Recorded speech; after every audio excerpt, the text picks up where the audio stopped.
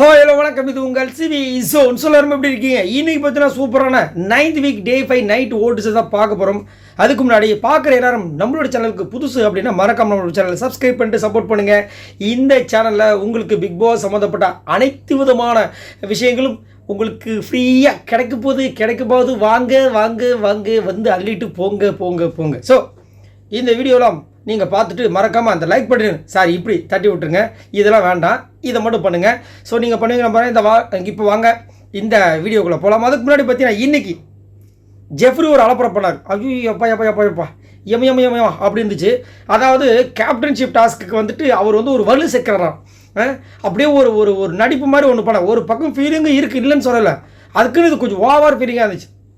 ஏன்னா இவர் வந்து ஒரு கேப்டனா, இதுக்கு முன்னாடி இந்த கேப்டனுக்குலாம் கொடுத்த மரியாதை இவருக்கு கொடுக்கலன்னு சொல்லிட்டு இவராக போயிட்டு அந்த அந்த கேப்டனை வந்து பறிக்கிறதுக்கு ஒன்று வச்சுருந்தாங்களா பசில், அதை போய் நான் எடுக்க போகிறேன்னு ஒரு கலவரத்தை உண்டு பண்ணி, சரி எதுக்காக உண்டு பண்ணாருன்னா கிச்சன் இன்சார்ஜாக தர்ஷிகாவை போட்டிருக்காங்க. ஆனால் கிச்சன் வேலை செய்யக்கூடாதுன்னு ஒரு விஷயத்தை போட்டால் இது எந்த விதத்தில் இது சரி? அவங்க வந்து வாலண்டியராக வந்துட்டு ஒரு லட்டு செய்கிறாங்க, இதில் என்ன தப்பு இருக்குது? அதை எப்படி நீங்கள் செய்வீங்க?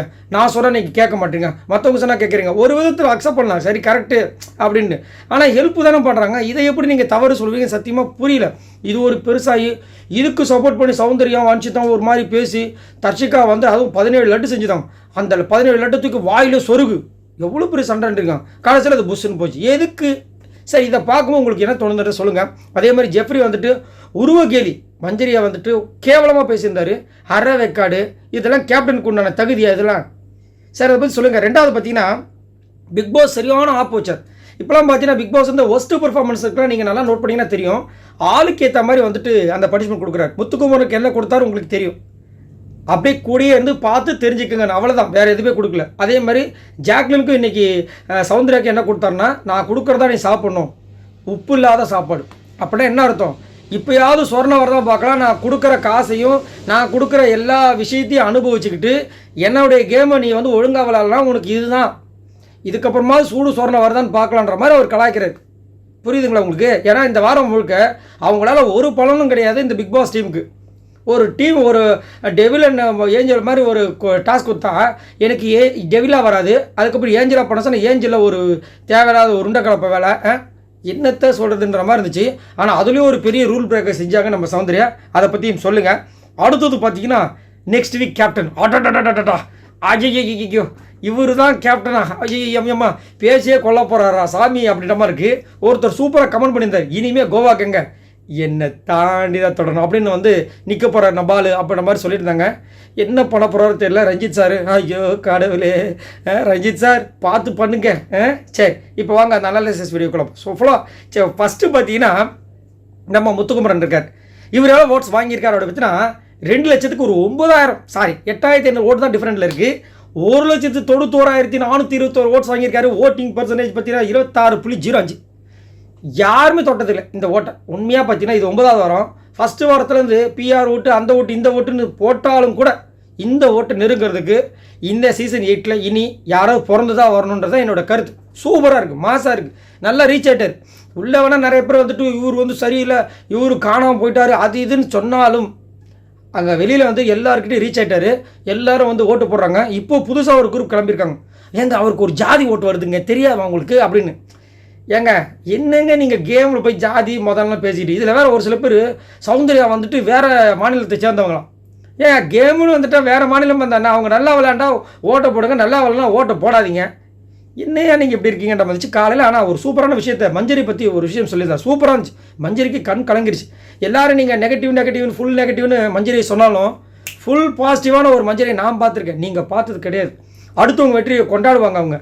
அவ்வளோ அழகாக சொல்ல அவங்க அப்படியே கண்ணீர் வந்துருச்சு. எல்லோரும் ஒரு மாதிரி இருந்தாங்க. இன்றைக்கி ஃபுல்லாக ஹாப்பியாக இருந்தாங்க. மஞ்சரி பார்க்கும்போது ரொம்ப சந்தோஷமாக இருந்துச்சு. ஏன்னா ஒரு நல்ல கலைஞனுக்கு அர்த்தமே இன்னொரு கலைஞனை பாராட்டுறது தான். அதை இங்கே யாருமே நிறைய பண்ண மாட்டாங்க. இதுமாதிரி லாஸ்ட்டாக கூட ஒரு சம்பவம் பண்ணியிருந்தார் அந்த ஜெஃப்ரியோட விஷயத்தில். அதெல்லாம் பார்த்தீங்களான்ற சொல்லுங்கள். ஸோ 2வது பிளேஸ் யார் இருக்கா பார்த்தீங்கன்னா சௌந்தர்யா இருக்காங்க. இவங்களால ஓட்ஸ் வாங்கியிருக்காங்க அப்படின்னு 1,07,735 ஓட்ஸ் வாங்கியிருக்காங்க. ஓட்டிங் பர்சன்டேஜ் பார்த்தீங்கன்னா 14.66. சூப்பராக வந்து 1 லட்சத்தை தாண்டிட்டாங்க. செம மாஸ். எனக்கு வந்து சௌந்தர்யா வந்துட்டு பிடிக்கலன்னு நல்லா சொல்ல முடியாது, ஆனால் பிடிக்கலன்றதை கண்டிப்பாக சொல்லிடுவேன். 2 விதமாக இருக்குல்ல, அப்படி தான் இருக்குது. அவங்களோட ஃபேன்ஸுக்கே மண்டை காயுது. ஒரு சில டைம் பார்த்தீங்கன்னா நேற்றுலாம் பார்த்தீங்கன்னா ஜாக்லின் என்னோடய ஃப்ரெண்டாக இருந்தாலும் போட்டு பொழந்தாங்க ரஞ்சித் பிரச்சனைக்காக. ரொம்ப அழகாக இருந்துச்சு. இன்னைக்கு காலையில் ஒரு வேலை பண்ணிட்டாங்க. இவங்களுக்கே வந்து ரூல் பிரேக், அதாவது இவங்களுக்கு வந்து ஒஸ்ட் பர்ஃபார்மன்ஸ்க்கு நான் கொடுக்குற சாப்பாடு நீங்கள் சாப்பிடணும் தான் ஒரு பனிஷ்மெண்ட் கொடுத்துருக்காங்க. இவங்க அதை சாப்பிடாம என்ன பண்ணுறாங்க, ஜாக்லின் கம்முன்னு தான் இருந்தாங்க. இவங்க என்ன பண்ணுறாங்க, ரஞ்சித் சாருக்கு, ரயானுக்கு, அதுக்கப்புறம் உள்ளே போய் ஒரு வேலையை பண்ணுறாங்க. என்ன தெரியுங்களா, போயிட்டு ஸ்ட்ரெயிட்டாக தர்ஷிகா கிட்ட போய், தர்ஷிகா இந்த சாப்பாடில் உப்பு இல்லை, நீ உப்பு போட்டு சாப்பிட்றியா? எப்படி இந்த சாப்பாடில் உப்பு இல்லை, நீ உப்பு போட்டு சாப்பிட்றியா? பங்கமாக டபுள் மீனிங்கில் கலாய்க்கிறாங்க. ஐயோ, தர்ஷிகா புரிஞ்சுட்டாங்க. இல்லை நான் உப்பு அதிகமாக சாப்பிட்டதுனால தான் இப்போ பெஸ்ட் பர்ஃபார்மன்ஸ் வந்தால் கிளம்புட்டாங்க. செம்ம மொக்கம் வாங்கினாங்க. அடுத்து விஜய விஷால் கிட்ட போய் கேட்டாங்க, அவரை கலாய்ச்சாங்க. அடுத்து ஒரு அருணை கேட்டாங்க, அவர் சுத்தம் மக்கு, டப்பா தான், டம்முக்கு டப்பான்னு. அடுத்து ஸ்டேட்டாக ராணுவ கிட்ட போய்ட்டு, ராணுவ இதில் உப்பு இல்லை, நீ உப்பு போட்டு சாப்பிட்றியா? எப்படி? ராணுவ ஒரு முறைச்சாரு. சரி ஓகே கிளம்புறேன். இதில் எல்லாரையுமே அசிங்கப்படுத்துறது ஒன்று, ஆனால் மிகப்பெரிய ரூல் பிரேக். ஏன்னா ஒஸ்ட் பர்ஃபார்மன்ஸ் வந்து 2 பேருக்கு அவர் கொடுத்துருக்காரு தண்டனை. அதை நீங்கள் இந்த மாதிரி எல்லாருக்கும் ஒரு வாய் ஊட்டி விட்டிங்கன்னா அப்போ அந்த தண்டனை நீங்கள் அனுபவிக்காமல் எப்படி? செம்மல்ல. ஆனால் இதில் ஒரு சமாப்பு இவங்களுக்கு இருக்குது. அவர் கொடுக்குறதா நீங்கள் சாப்பிடணும். நீங்கள் சாப்பிட்றதுக்கு வச்சிருந்தது எல்லாத்தையும் மற்றவங்க ஊட்டி விட்டிங்கன்னா நீங்கள் சாப்பிட்றதுக்கு என்ன பண்ணுவீங்க? ஸோ 2 பக்கமும் இருக்குது. ஆனால் கண்டிப்பாக வந்து பிக் பாஸ் வந்து செம்மாப்பு வைக்க போகிறான்ற மாதிரி தோணுது. 3வது பேஸ் பார்த்தீங்கன்னா ஜாக்லின் வந்துட்டாங்க. 4th இப்போ 3rd வந்துட்டாங்க. சூப்பராக இருக்குது. இவங்க எவ்வளோ ஓட்ஸ் வாங்கியிருக்காங்க அப்படின்னு பார்த்தீங்கன்னா 70,086 ஓட்ஸ் வாங்கியிருக்காங்க. ஓட்டிங் பர்சன்டேஜ் பார்த்தீங்கன்னா 9.54. செம்ம ஆப்பு இன்றைக்கி வச்சாங்க. ஃபஸ்ட்டு பர்ஃபார்மன்ஸ் தூக்கி ஜாக்லின். ஏன்னா ஜாக்லின் வந்து டெவிலாக எனக்கு வராதான். அப்புறம் ஏஞ்சலாக இருக்கும்போது டெவில் ஒரு பர்ஃபார்மன்ஸ் பண்ணிங்க. அது வந்து ஏஞ்சலாக இருக்கும்போது எனக்கு டெவில் வரும், டெவிலாக இருக்கும்போது ஏஞ்சல் வரும். இப்படி தாங்க நாங்கள் வாழ்க்கை அப்படியே வாழ்ந்து பழகிட்டோம். இன்றைக்கி கூட ஒரு விஷயத்த சொல்கிறாங்க. அதாவது நான் வந்து கத்துவேன், எல்லாம் சண்டை போடுவேன், எல்லோரும் உங்களுக்கு தெரியும். ஆனால் ஒரு டாஸ்க் கொடுத்து பண்ணும்போது என்னால் வரல, எனக்கு வரமாட்டுது, புரிஞ்சுக்குங்க அப்படின்றாங்க. இப்போ எப்போ தான் வரும் டாஸ்க்கை நீங்கள் கேன்சல் பண்ணிப்பாங்க, கழுவி ஊற்றுவேன். உங்களுக்குலாம் எப்படி வருது எனக்கு தெரியலன்றாங்க. எல்லாருக்கும் வரும், உங்களுக்கும் வரும். ஆப்போசிட்டில் உங்கள் ஃப்ரெண்டு இல்லாமல் மற்றவங்கள இருந்தால் வந்திருக்கும். ஆப்போசிட்டில் ஃப்ரெண்டு இருந்தனால வரல, அதான் உண்மை. இதில் கொடுமை என்ன தெரியுங்களா, ராணுவம் வந்துட்டு ஒஸ்ட் பர்ஃபார்மன்ஸில் சொல்கிறாங்க. ஏமா ஒஸ்ட் பர்ஃபார்மன்ஸ், அதாவது என்னுடைய எத்திக்ஸுக்கு பார்க்கும்போது ராணுவம் வந்து சுத்தமாக பர்ஃபார்மன்ஸ் பண்ணவே இல்லை. அது மட்டும் இல்லாமல் அவன் நிறைய இடங்களில் ராணுவாவே தெரிஞ்சான்.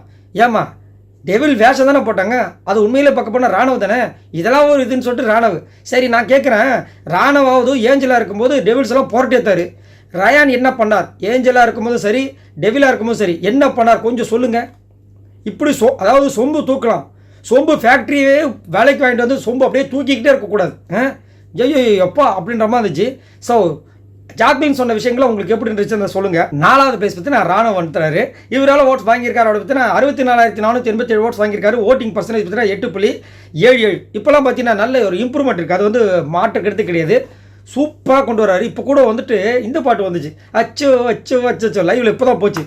அதுக்கு ஒரு ஸ்டெப்பு, எல்லா பாட்டுக்கும் ஏதாவது ஒரு ஸ்டெப் வச்சு ஆடிக்கிட்டே இருக்காரு. மனுஷன் வந்து ஜாலியாகவே இருக்கார். பார்க்கும்போது நம்மளுக்கு பொறாமையாக இருக்குது, என்ன மனுஷன் இப்படி ஜாலியாக இருக்காரு, களி ஊற்று பரவாயில்ல அப்படின்னு ஜாலியாக இன்றைக்கெலாம் சூப்பராக கலாய்க்கிறாரு. உனக்கு மூளை இல்லைன்னு சொல்லிட்டு சௌந்தர்யா கலாய்ச்சாங்க. எனக்கு மூளை இருக்குது, அதனால தான் நான் இது பண்ணியிருக்கேன், நீ முதல் மூளையிலே உட்காந்துட்டு இருக்காத, முதல் மூளையை யூஸ் பண்ண கற்றுக்கோ அப்படின்னு கலாய்ச்சிட்டார். இந்த ஒஸ்ட் பர்ஃபார்மன்ஸில் வந்துட்டு உங்களை தூக்கி போட்டோன்னு அப்படியே அப்படின்னு. அதாவது இப்போல்லாம் கொஞ்சம் கோவம் வருது. அதேமாதிரி இன்னொரு பக்கம் ஒரு சில ரூமர்ஸாக போயிட்டு சார் உங்களுக்கு தெரியுமா ARM இப்படி தான் வந்து ஃபார்மேட்டில் போயிட்டுருக்கு, நல்லா நோட் பண்ணி பாருங்கள். இப்போ அர்ச்சனா வாங்கிட்டாங்களா, அடுத்தது ராணுவ தான் பாருங்கள், ராணுவ தான் வாங்க போகிற இந்த BBA டைட்டில் வின்னிங் அப்படின்ற மாதிரி சொல்கிறாங்க. என்னையா சொல்கிறீங்கன்ற மாதிரி இருக்குது, பார்க்கலாம். 5வது பேஸ் பார்த்தீங்கன்னா பவித்ரா இருக்காங்க. இவங்க எவ்வளோ ஓட்ஸ் வாங்கியிருக்காங்க அப்படின்னு பார்த்தீங்கன்னா 50,417 ஓட்ஸ் வாங்கியிருக்காங்க. ஓட்டிங் பர்சன்டேஜ் பார்த்தீங்கன்னா 6.86. கண்டிப்பாக இவங்க பண்ணுற வேலைக்கு வந்துட்டு இன்னும் கம்மியாகி கூடிய சீக்கிரத்தில் இவங்களை வந்துட்டு டாட்டா பாய் சொல்லிடுவாங்கன்னு தான் தோணுது. காரணம் பார்த்தீங்கன்னா எப்போ பார்த்தாலும் முத்துக்குமரன், என்னம்மா முத்துக்குமரன் தான் எல்லாத்தையும் பண்ணார், ஏம்மா எதுவுமே நடக்கலை, அப்படியா, சரி ஓகே நான் வெயிட் பண்ணுறேன். ஸோ கேள்வி கேட்கறதுக்கு முன்னாடியே முத்துக்குமரன் இன்றைக்கி ஒஸ்ட் பர்ஃபார்மன்ஸில் யாரும் சொல்லாத ஒரு விஷயத்தை எடுத்து வைக்கிறாங்க. யாருங்க ஒஸ்ட் பர்ஃபார்மன்ஸ்? முத்துக்குமரன். என்ன ஏன் ஏன்னா முத்துக்குமரன் வந்துட்டு இன்னும் டிஃப்ரெண்ட்டாக ஏதாவது ட்ரை பண்ணியிருக்கலாம். அப்படியா, அப்போ நீங்கள் என்ன ட்ரை பண்ணீங்க? நான் ட்ரை பண்ணல. சரி அடுத்தது இன்னும் ஏதாவது காமிச்சிருக்கலாங்க, முத்துக்குமரன் தெரிஞ்சது, நீங்கள் என்ன பண்ணீங்க? நான் பண்ணலை. சரி அடுத்தது முத்துக்குமரன் இந்த வாரம் ஃபுல்லாங்க போன வாரம் மாதிரி இல்லை, நீங்கள் என்ன பண்ணி? நான் எதுவும் பண்ணலை. அப்புறம் என்ன டேஷ்க்கு வந்துட்டு முத்துக்குமரன் கலாச்சிட்டீங்க? இல்லை நான் கேட்குறேன், உங்கள் கண்ணுக்கு ரயான் தெரியல, ரயான் என்ன பண்ணார்? ரயான் என்ன பண்ணார்? சரி நான் இன்னொரு கொஸ்டின் கேட்குறேன். இப்போ வந்து ஜெயிலில் வந்துட்டு டெவில்ஸ் தான் ஒழுங்காக இல்லைன்னு சொல்லிட்டு முதல்ல இந்த டெவில்ஸ் வந்து இவங்களை ஜாக்லேத்துக்கு உள்ளே போட்டாங்களா, அதே மாதிரி ரயான் குரூப்பில் வந்துட்டு ரயான் ஒழுங்காக பண்ணலான்னு சொல்லிட்டு ஜெயிலில் போட்டிங்களா, அப்போ அவர் ஒஸ்ட்டாக தானே இருந்திருக்காரு. அப்போ அவர் எதுக்கு இந்த ஒஸ்ட் பர்ஃபார்மன்ஸில் யாருமே வந்துட்டு நாமினேட் பண்ணல? அடா ஆமாம், இப்படி மக்குமான்னு நீங்கள் யோசிச்சதுனால தான் உங்களுக்கு வந்து ஓட்டு வர மாட்டேது, எதுவுமே வர மாட்டேது. அதே மாதிரி நீங்கள் உண்மையிலே ஏஞ்சலா இல்லை டெவிலானது எல்லாரும் கன்ஃபியூஷனாக இருக்குது. சரியா? அதனால் நீங்கள் முதல் உங்கள் முதுகில் இருக்கும் அழுக்கை நோண்டி விட்டு அதற்கப்புறம் மற்றவர்கள் முதுகில் சுரண்டுங்கள் அப்படின்றது மக்களோட கருத்தாக இருக்குது. 6வது பேஸ் பார்த்தீங்கன்னா மஞ்சரி இருக்காங்க. இவங்க எவ்வளோ ஓட்ஸ் வாங்கியிருக்காங்க அப்படி பார்த்தீங்கன்னா 45,687 ஓட்ஸ் வாங்கியிருக்காங்க. ஓட்டிங் பர்சன்டேஜ் பார்த்தீங்கன்னா 6.22. ஒரு கேவலமான ஒரு விஷயத்தை வந்து பண்ணியிருந்தாங்க கோவா கேங். அந்த ஜெஃப்ரி நைட்டு நடக்குது. ஜெஃப்ரி இந்த பக்கம் அந்த டோரான் நிற்கிறாரு, பக்கத்தில் சௌந்தர்யா, பின்னாடி வந்து ஜாக்லின்னு. இங்கேருந்து ஜெஃப்ரி வந்துட்டு மஞ்சரி இங்கே வாங்கன்றாங்க. வாங்க சொல்கிறாரு ஃபஸ்ட்டு. இந்த அம்மா அங்கேருந்து மூஞ்சி கழுவிட்டு வாங்க, பார்க்க ஒரு மாதிரி இருக்குது, ஏற்கனவே பயமாக இருக்குது, இதில் இது வேறையா அப்படின்னு கலாய்க்கிறாங்க. இவர் அரைவேக்காடு மஞ்சரி இங்கே வாவா, நீங்கள்லாம் தம்மா தூண்டுந்துக்கிட்டு உங்கள் வயசுன்னா அந்த பொண்ணு வந்து எவ்வளோ வயசு, ஒரு குழந்தைக்கு அம்மா, என்னையா நீங்கள் இதில் வேறு கேப்டன் வேறு, உனக்குலாம் யார் கேப்டன் பதவி கொடுத்தாங்கன்னு சொல்லிட்டு கலாய்ச்சி தள்ளுறாங்க. அரைவேக்காடு கூப்பிடு, நீ என்ன பெரிய இவரா, நீ இன்னும் நல்லா வந்து எல்லாத்தையும் வெட்டி முறிச்சு கிழிச்சிட்டியா நீ அப்படின்ற மாதிரி பங்கமாக கலாய்க்கிறாங்க. இல்லை பேசலாம், வாய்க்கு வந்ததெல்லாம் பேசக்கூடாது. ஒரு மரியாதை இருக்குது. இந்த பிக் பாஸ் வீட்டுக்குள்ள வந்துட்டு எல்லாருமே ஒரு இதோடு வந்திருக்காங்க, அதுக்குன்னு வந்து இவ்வளோ கேவலம் பேசக்கூடாது. இது வந்து பெரிய ஜோக்கம். பக்கத்தில் சௌந்தர்யா கக்கப்பன்னு சிரிக்கிறாங்க. புள்ளி கேங் 2.0ன்றது கரெக்டாக இருக்குது. அப்படியே ரொம்ப ஒஸ்ட் பிஹேவியராக இருக்குது. அதுவும் இப்போ லைவில் பார்க்குறேன், இவர் நின்றுட்டு இருக்காரு, எங்கே ஜாக்லின் கீழே விழுந்துருவாங்கன்னு சொல்லி இவரை கட்டிப்பிடிச்சி நிற்கிறாங்க. தூணை கட்டிப்பிடிச்சி நிற்பாங்களே ஒரு சில பேர். அதுவும் இந்த படையப்பா படமா ஏதோ இதில் லாஸ்ட்டாக அந்த தூணை நான் கட்டி பிடிச்சிக்கிறேன்பான்னு சொல்லிட்டு நம்ம சிவாஜி சார் வந்துட்டு இப்படி பண்ணுவார், ஓஹோன்னு சொல்லிட்டு அழுவார், அப்படியே செத்து போயிடுவார். அந்த மாதிரி இங்கே ஜாக்லின் வந்துட்டு இவரை நிற்க வச்சு இப்படி கட்டி பிடிச்சிக்கிட்டு நிற்கிறாங்க. ஏமா அவர் இல்லைன்னா நீங்கள் கீழே வந்துடுவீங்களா? என்னையா நடக்குது கேட்டால் வந்து தம்பி, உங்கள் தம்பி பாசத்தை நாங்கள் பிக் பாஸ் 8 முடிஞ்சதுக்கப்புறம் பார்க்க தானே போகிறோம். எத்தனை சீசனை நாங்கள் பார்த்துட்ருக்கோம், ஒரு பாசத்தையும். 7th பேஸ் பார்த்தீங்கன்னா சத்யா இருக்கார். இவர் எவ்வளோ ஓட்ஸ் வாங்கியிருக்காரு அப்படி பார்த்தீங்கன்னா 41,163 ஓட்ஸ் வாங்கியிருக்காரு. ஓட்டிங் பர்சன்டேஜ் பார்த்தீங்கன்னா 5.6. ஸ்ட்ரெயிட்டாக வந்தார் ஜெஃப்ரியோட சண்டையில். ஜெஃப்ரிக்கு ஒரு பிரச்சனை வந்துருச்சோம். சும்மா நிற்கிறாங்க. பவித்ரா, ஏமா இல்லை கதை பேசிட்டு இருந்தீங்களா, நீங்களா என்ன பண்ணிட்டு இருந்தீங்க கிட்டாரு. டென்ஷன் ஆகிட்டாங்க. பவித்ரா பிடிச்சி கலாய்க்கிறாங்க, இந்த மாதிரி பேசுகிறவங்களை வச்சுக்காதீங்க அப்படின்னு. அப்புறம் அவன் வந்து இது மாதிரி பண்ணிகிட்டு இருக்கான், நீங்களாம் என்ன பண்ணிட்டு இருக்கீங்க, எதுக்கு வந்துட்டு தர்ஷிகா அவங்க வந்துட்டு ஒர்க் பண்ண விட்டீங்கன்னு சொல்லிட்டு கத்துறாரு. தர்ஷிகா ஒர்க் பண்ண விஷயம் பவித்ராக்கு தெரியவே தெரியாது. அவங்க வாலண்டியராக ஹெல்ப் பண்ணுறதுக்காக வந்தாங்க. கடைசியில் இவருமே பெருசாக, ஆனால் பவித்ரா திரும்ப பஞ்சாயத்து நடந்துச்சு பாருங்க, வச்சு செஞ்சு விட்டாங்க. சத்யாவுக்கு வந்துட்டு தனக்கு பிடித்த ஆட்கள் வந்துட்டு ஏதோ பிரச்சனை ஆகிடுச்சுன்னா ரொம்ப ஃபீல் பண்ணுறாரு பாவம். இந்த பீலிங்கை உங்கள் ஃபேமிலியோடு வச்சுக்கோங்க. இங்கே நீங்கள் ஃபீல் பண்ணிங்கன்னா உங்களுக்கு இங்கே வெளியில் வந்துட்டு ஃபீல் பண்ணுறாங்க, ஃபீல்னு தெரியல கிழிச்சிருவாங்க. அதனால் அந்த மாதிரி பண்ணாது. ஏற்கனவே ஒரு கெட்ட பேர், இதில் இந்த மாதிரி கெட்ட பேர். ஏன் நீங்கள் இப்படி என்னை கேட்டிங்கன்னா இவரெல்லாம் வந்து எப்பயோ வெளியே போயிருக்கணும். இவரெல்லாம் என்ன பண்ணாரு இந்த பிக் பாஸ் வீட்டுக்கு சத்தியமாக புரியல. இதில் இவரையாவது வந்து ஒஸ்ட் பர்ஃபார்மன்ஸில் போட்டிருக்கலாமா? இவர் என்ன பண்ணார் நல்லா நோட் பண்ணி பாருங்கள். இந்த வாரம் யாருமே வாயை திறக்க மாட்டாங்க. 8வது பேஸ் பார்த்தீங்கன்னா ரஞ்சித் இருக்காரு. இவர் எவ்வளோ ஓட்ஸ் வாங்கியிருக்காரு அப்படி பார்த்தீங்கன்னா 37,588 ஓட்ஸ் வாங்கியிருக்காரு. ஓட்டிங் பர்சன்டேஜ் பார்த்தீங்கன்னா 5.11. இப்போது பெரிய சாதனை பண்ணிட்டாரு. அடுத்த வாரம் வந்துட்டு கேப்டன் நம்ம அதான் சொன்னல, அந்த கமெண்ட் தான் ஞாபகம் இருக்குது. கோவா கேங்க்கு ஒரு பெரிய அரணாக இருக்க போகிறாரு. மற்றபடி இந்த பிக் பாஸ் வீட்டுக்குள்ள என்ன பண்ண போகிறான்னு சத்தியமாக எனக்கு புரியல. அதாவது ரொம்ப கஷ்டம். எல்லாம் நல்லா தூங்குவாங்கன்னு நினைக்கிறேன். இவருக்கு ஏன்னா இவரோட டாஸ்கையே வந்து க்ரியேட்டிவாக பண்ணுறதுக்கு இவர் யோசித்து தான் பண்ணுவார்.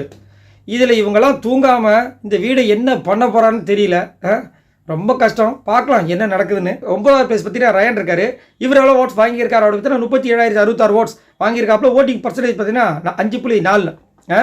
அதாவது ரயானுக்கு குற்ற உணர்ச்சியில் உட்காந்துட்டு இருக்காரு. நம்மள யாராவது சொல்லிடுவாங்களோன்னு.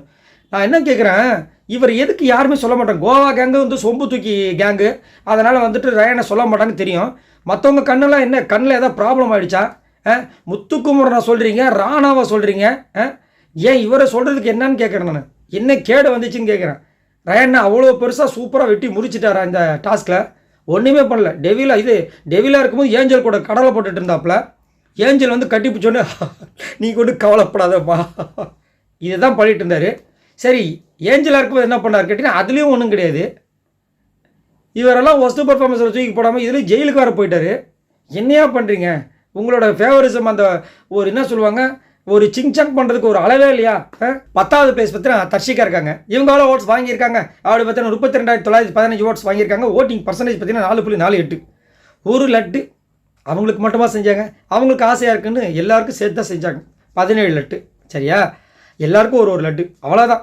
இதை ஒரு பெருசாக்கி பேனை பெருமாளாக்கியோ இது அப்படி அது இப்படின்னு இதில் வேற சௌந்தர்யாவும் கூட சேர்ந்து அதெல்லாம் இல்லை, அவங்களுக்கு தண்டனை கொடுக்கணும். என்ன தண்டனை கொடுப்பீங்க?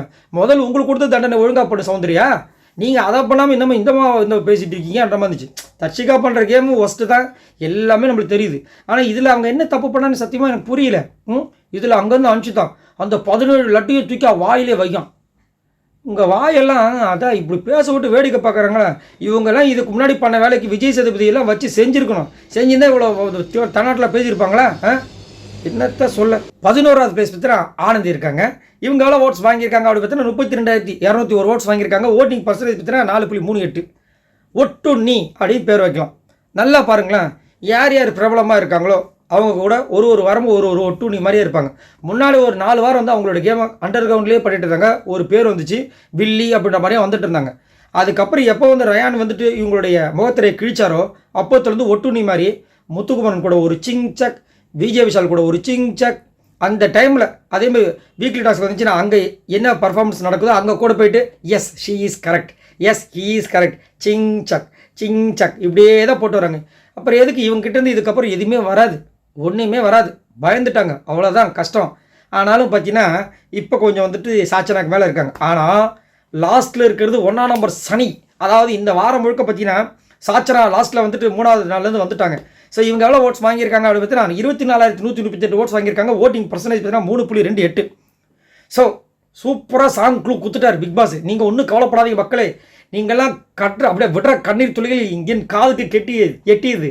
அதனால் உங்களுக்காக இந்த வாரம் வந்து சூப்பரான ஒரு பர்ஃபார்மன்ஸ் பண்ண போகிறேன்னு சொல்லிட்டு 2 சாங் போட்டு விட்டார். முந்தானத்தை பார்த்தீங்கன்னா குட்டி பிசாசே, யார் அது குட்டி பிசாசே, அந்த பொண்ணு சாச்சனா அப்படின்னு பக்கத்தில் இருந்து சௌந்தர்யா எப்படி ஆடுறாங்க, இதை குட்டி பிசாசே உன் தொல்லை தாங்கலையே அப்படின்னு தெரிஞ்சு போச்சுரா, புரிஞ்சு போச்சுறேன்.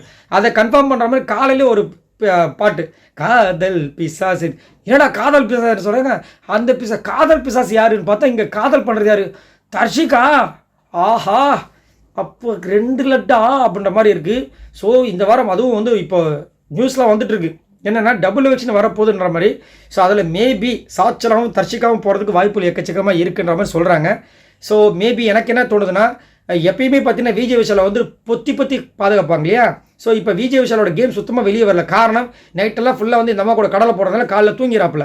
ஸோ அந்த தூக்கத்தை கெடுத்தால் தான் இங்கே வந்து கேம் விளையாடுவார். அதனால் அதை கட் பண்ணுறதுக்கு அந்த லவ்வை கட் பண்ணுறதுக்கு தர்ஷிகாவை கட் பண்ண போகிறாங்கன்னு நினைக்கிறேன். சரி பார்க்கலாம். ஸோ இவங்க எல்லாரும் மொத்தமாக வாங்கின ஓட்ஸ் எவ்வளோ ஓடு பார்த்தீங்கன்னா 7,34,904 ஓட்ஸ். இதுதான் ஃபர்ஸ்ட் டைம் இவ்வளோ ஓட்டு வந்திருக்கு எல்லாருக்கும் சேர்த்து.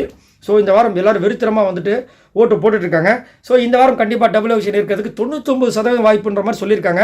ஸோ அதில் வந்து மேக்ஸிமம் வந்துட்டு சாச்சனா அண்ட் தர்ஷிகா போகிறதுக்கு வாய்ப்பு இருக்குன்ற மாதிரி சொல்லியிருக்காங்க. ஸோ நீங்கள் உங்களோட கமெண்ட்ஸை சொல்லுங்கள், இந்த வாரம் யார் வெளியேற வேண்டும். அதேமாதிரி இந்த வீடியோக்கு ஒரு லைக் பட்டன் தட்டி விடுங்க, இந்த லைக்கு தட்டி விடுங்க சரிங்களா?